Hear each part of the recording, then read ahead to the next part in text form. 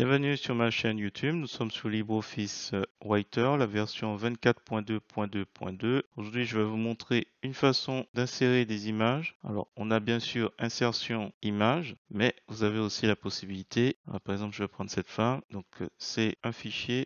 Soit vous faites CTRL-C, soit vous utilisez copier qui se trouve ici. Et si on va là, par exemple, à ce niveau, on fait coller, on se retrouve avec ce cas. Donc des fois, c'est pas terrible de s'amuser comme ça, à piloter, voilà, comme ça. Et on peut peut-être vouloir que tout de suite ça s'ajuste. Alors, vous avez aussi la possibilité de faire insertion cadre, créer un cadre à la soupe. Là, par exemple, je vais créer mon cadre. On va le voir un petit peu avec la bordure. Donc là, je vais juste, hop, voilà. Là, j'ai cliqué à côté, j'ai recliqué pour avoir le point d'insertion à l'intérieur.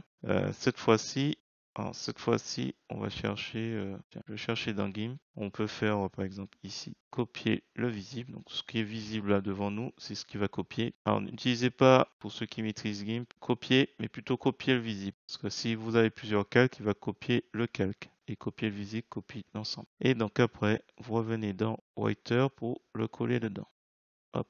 Et comme ça, il s'ajuste parfaitement. Alors, si le cadre vous embête, vous sélectionnez un clic bouton droit à la souris, propriété, et on va sur l'onglet bordure pour lui dire aucune bordure. OK, voilà, et c'est fini. Voilà, j'espère que cette petite nuance vous a plu. Si c'est le cas, je vous remercie de mettre un pouce vers le haut et de me laisser un commentaire. N'oubliez pas de compresser. Clic droit à la souris, compresser. Vous allez sur JPEG, surtout s'il n'y a pas de transparence, et vous vous assurez que vous compressez comme il faut. Clic droit à la souris sur l'image et on n'oublie pas JPEG, on compresse. On va voir quelque chose d'assez bas en taille de fichier. Et donc sur ce, je vous dis à bientôt pour d'autres tutos.